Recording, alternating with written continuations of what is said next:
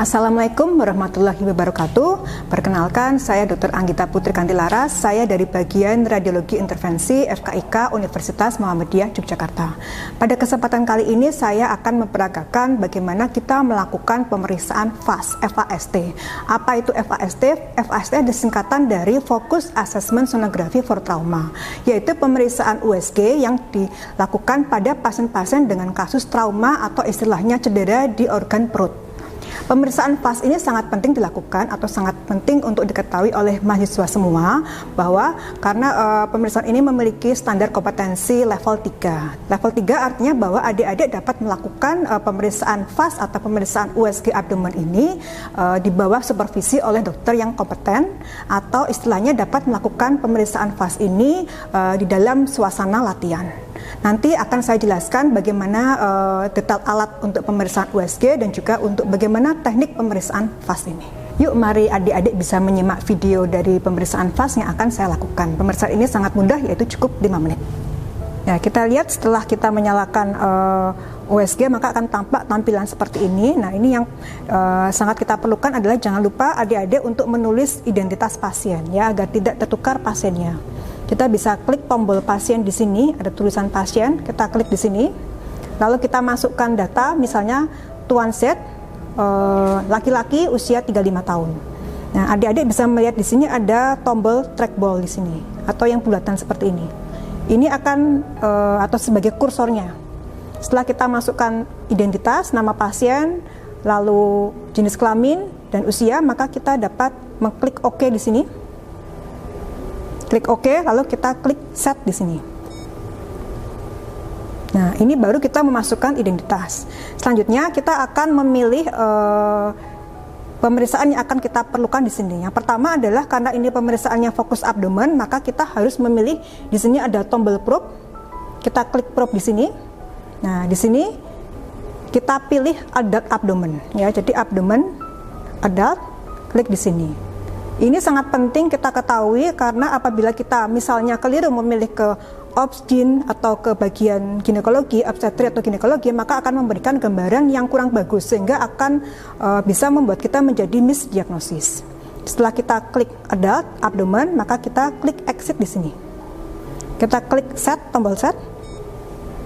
Nah, setelah kita melakukan pemilihan probe, selanjutnya kita lihat tombol di sini, ada tombol melingkar di sini. Di sini ada dua pilihan, yaitu bagian depth dan zoom. Depth itu untuk mengukur kedalaman. Jadi kita menyesuaikan dengan tebal tipisnya dari tubuh pasien. Ini bisa kita putar. Semakin ke kiri maka akan semakin superficial. Semakin ke kanan maka akan semakin ke bagian profunda. Untuk pasien-pasien yang agak gemuk maka kita harus kegeser agak sampai ke bagian profunda agar kita dapat melihat ada tidaknya kelainan di bagian profunda atau bagian dalam dari tubuh pasien. Setelah kita melakukan depth, kita bisa melihat bagian zoom. Zoom ini untuk melihat istilahnya besar kecilnya tampilan gambar di USG. Ini sangat membantu kita apabila kita melakukan zoom yang terlalu kecil, maka gambarnya akan kurang jelas sehingga akan memberikan gambaran yang kurang bagus apabila kita menemukan suatu kelainan. Kita tinggal tekan tombol ini, maka nanti nyala tombolnya akan berpindah ke bagian zoom. Kita bisa melakukan putar kanan, putar kiri. Ini sangat fleksibel tergantung dari pasiennya. Jadi ini kita tidak bisa melakukan setting sendiri karena akan tergantung dari tebal tipisnya dari tubuh pasien. Setelah kita melakukan settingan depth dan zoom, maka kita akan melihat tombol di sini. Adik-adik bisa melihat di sini ada tombol gain ya, atau TGC ini. Tombol ini ada beberapa dari bagian atas dan bagian bawah. Bagian atas ini adalah bagian yang superficial, jadi yang mendekati dari permukaan tubuh. Semakin ke dalam, maka ini akan menunjukkan bagian paling dalam bagian sini. Jadi ini adalah bagian superficial, ini adalah bagian yang profunda atau bagian paling dalam dari tubuh pasien.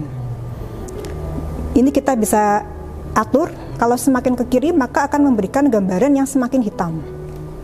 Nah, ini bisa kita atur tergantung dari kondisi pasien. Nah, kalau kita geser ke kanan, adik-adik bisa melihat tombol ini akan bergerak ke arah kanan. Jadi gambarannya akan semakin terang. Jadi gain itu seperti gelap terangnya suatu gambar USG, sehingga akan memberikan gambar yang adekuat.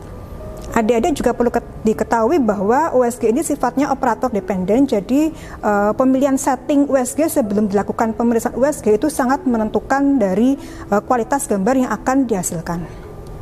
Setelah kita melakukan gain, lalu adik-adik tidak lupa untuk melihat ini bagian dari frekuensi, ya. Jadi frekuensi kita klik kursor di sini. Nah, frekuensi bisa kita klik tombol set di sini. Nah, untuk pemeriksaan USG abdomen idealnya kita menggunakan pemilihan frekuensi dari 2,5 sampai 7,5 MHz. Jadi untuk frekuensi segini sudah dikatakan cukup memadai untuk kita melakukan pemeriksaan USG abdomen. Setelah melakukan setting frekuensi, kita bisa melihat di bagian sini ada focus number. Jadi jumlah fokus yang perlu kita setting, ya. Fokus number misalnya di sini ada 4, kita dapat melihat di sini ada 4 tombol segitiga. Ini juga sangat bervariasi tergantung pasiennya, ya, tergantung kondisi pasiennya. Ya, ini dapat kita lakukan nah, maksimal adalah 4. Lalu kita juga bisa berubah ke focus position, ya. Begini. Focus position ini dapat kita putar. Nah, misalnya kelainannya di bagian agak superficial, maka kita dapat menggunakan tombol ini, double lingkaran di sini, kita dapat mengubah fokusnya. Jadi jangan sampai kita melihat kelainan di sini tapi fokusnya di bagian superficial, itu nanti gambarnya akan tidak jelas.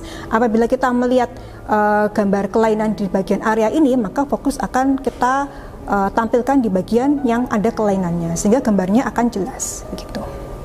Nah, ini adalah probe convex. Adik-adik bisa perhatikan di sini. Pada bagian probe convex ini ada bagian marker bulatan di sini.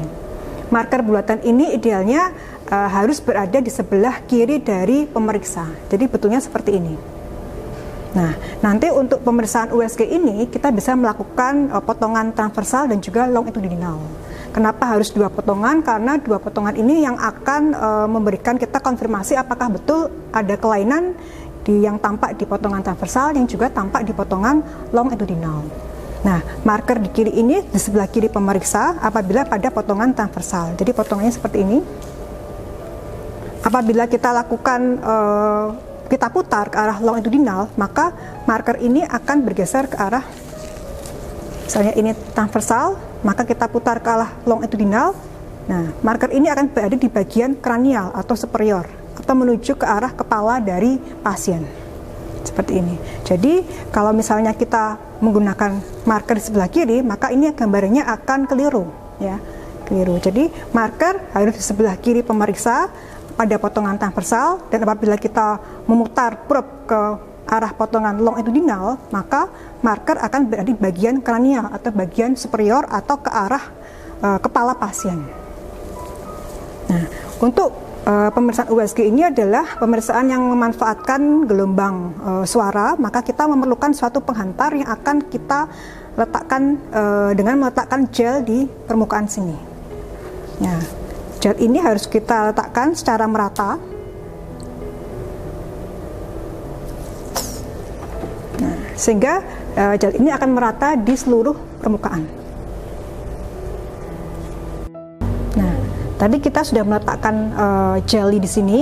Gel ini akan berfungsi sebagai penghantar. Kita bisa mengecek sebelah kiri dari bagian probe atau kiri dari pemeriksa dengan menggerakkan tangan kita. Nah, di sini tangan yang digerakkan maka akan tampak di bagian layar. Jadi ini bagian kiri pemeriksa, ini bagian kanan. Bagian ini adalah bagian superficial atau permukaan tubuh dari pasien, dan semakin ke dalam ini adalah bagian dari profunda dari tubuh pasien. Pemeriksaan FAST ini cukup singkat, yaitu cukup 5 menit. Adik-adik dapat fokus untuk melihat ada tidaknya cairan bebas di kafum abdomen. Ada 6 area penting yang akan kita periksa. Area pertama adalah area hepatic space di daerah sini, di daerah hipokondriaka kanan. Area yang kedua adalah area splenic space, bagian hipokondriaka kiri. Area ketiga adalah area suprapubik atau area di atas dari vesika urinaria atau kandung kencing. Area ini merupakan area yang paling rendah apabila ketika pasien berada di dalam posisi berbaring, sehingga kalau ada cairan bebas akan banyak terakumulasi di bagian suprapubik. Karena bisa kita temukan kasus tidak ada cairan bebas di hepatorenal, tidak ada cairan bebas di splenorenal, tetapi ternyata ditemukan cairan bebas di suprapubik. Selanjutnya, area keempat adalah area bagian epigastrika atau di bawah dari jantung sini. Untuk area yang kelima adalah area parakolik gutter, baik parakolik gutter kanan maupun parakolik gutter kiri. Parakolik diartikan adalah cairan di sela-sela rongga usus. Selanjutnya untuk area keenam adalah area di bagian di atas diafragma, karena kita fokus untuk melihat ada tidaknya cairan di cavum pleura, atau kita kenal untuk kasus setting trauma adalah melihat ada tidaknya hematotorak pada pasien. Kita lanjutkan untuk yang posisi pertama, kita letakkan probe. Jangan lupa untuk marker di sebelah kiri dari pemeriksa, kita letakkan di sini. Nah, kita harus bisa memberikan gambaran yang paling jelas atau gambaran paling memiliki kualitas yang bagus. Nah, di sini adik-adik bisa lihat gambar kiri ini adalah organ padat yaitu hepar. Bagian bawahnya ini adalah ginjal atau ginjal kanan. Jadi ini adalah area hepatorenal. Sebetulnya dengan kita meletakkan satu probe di lokasi ini, di lokasi hipokondriaka kanan ini, maka kita dapat memberikan 3 informasi penting sekaligus. Yang pertama yaitu kita bisa melihat ada tidaknya cairan di hepatorenal. Nah, apabila kita sudah memberikan gambaran yang pas, maka kita dapat menekan tombol freeze di sini. Nah, kalau ada cairan bebas, maka akan memberikan gambaran hitam atau anekoik di sela-sela hepar dengan ginjal kanan. Itu adalah informasi yang pertama. Informasi yang kedua, apabila kita melakukan angulasi probe kita ke arah anterior atau ke arah atas, maka kita akan memberikan visualisasi dari sela-sela rongga usus. Yang putih-putih ini adalah sela-sela rongga usus. Di sini tidak ada cairan, jadi ini adalah informasi yang kedua. Informasi yang ketiga adalah kita dapat meletakkan atau menggeser probe ke arah kranial pemeriksa atau ke arah kranial pasien. Nah, kita harus menemukan diafragma dahulu, diafragma kanan, yaitu kita bisa lihat di garis hiperekoik di sini atau bagian yang putih di sini. Ini adalah diafragma kanan. Kita bisa melakukan freeze. Nah, di sini bisa kita lihat tidak ada cairan atau gambaran anekoik di atas diafragma. Artinya tidak ada atau tidak ditemukan cairan bebas di cavum pleura. Selanjutnya kita berpindah untuk lokasi yang kedua yaitu di splenic space. Nah, di sini akan kita melihat gambaran dari limfa.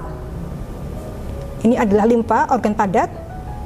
Lalu ini adalah ginjal kita. Ginjal kiri bentuknya menyerupai, kanan kiri menyerupai seperti kacang, ya. Nah, kita sama seperti tadi, kita bisa memberikan 3 informasi penting sekaligus dengan kita meletakkan probe di area splenorenal. Nah, kita bisa melihat ada tidaknya cairan di antara lien dengan ginjal kiri, itu yang pertama. Lalu apabila kita menggeser atau mengarahkan probe ke arah atau angulasi ke arah superficial, kita akan melihat ada tidaknya cairan di parakolik gutter kiri atau sela-sela rongga usus yang kiri. Ini informasi yang kedua. Lalu informasi yang ketiga adalah kita bisa menggeser probe ini ke arah kranial, yaitu ke atas ini. Nah, sama seperti tadi, ini kita bisa melihat diafragma kiri. Ini adalah diafragma kiri berbatasan antara paru-paru dengan ginjal kiri. Apabila ada cairan bebas, akan ada gambaran hitam di atas atau anekoik di atas diafragma kiri. Ini adalah area yang kedua. Jadi kita sudah mendapatkan 6 informasi penting. Selanjutnya, area yang ketiga. Nah, area yang ketiga ini kita perlu 2 potongan, yaitu transversal dan longitudinal. Kita mulai dengan transversal dahulu. Ya, transversal seperti ini kita meletakkan probe-nya, marker di sebelah kiri dari pemeriksa. Kita melihat dulu atau mengidentifikasi di mana letak vesika urinaria. Adik-adik tahu bahwa vesika urinaria berisi air kemih, maka gambarannya akan anekoik seperti ini. Ini adalah transversal.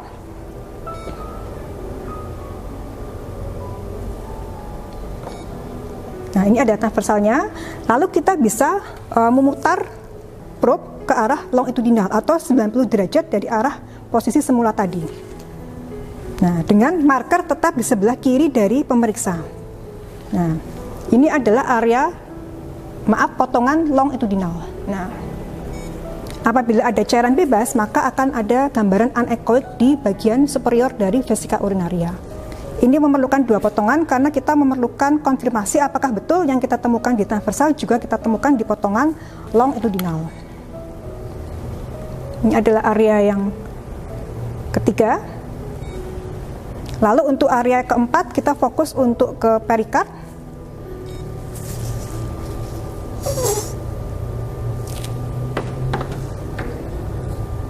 Nah, kita arahkan probe ke arah agak superficial seperti ini. Nah,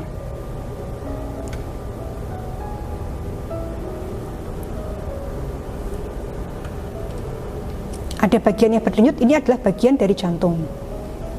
Apabila ada cairan di perikard, maka akan ada gambaran anechoic yang mengitari dari jantung ini. Jadi arahnya seperti ini. Lalu untuk area yang kelima tadi ya, parakolik gutter kanan sama parakolik gutter kiri, itu sebetulnya sudah saya peragakan tadi. Dan area yang keenam adalah seperti ini, di atas dari diafragma. Alhamdulillah tadi adik-adik sudah menyaksikan bagaimana saya memperagakan pemeriksaan FAST. Mudah bukan?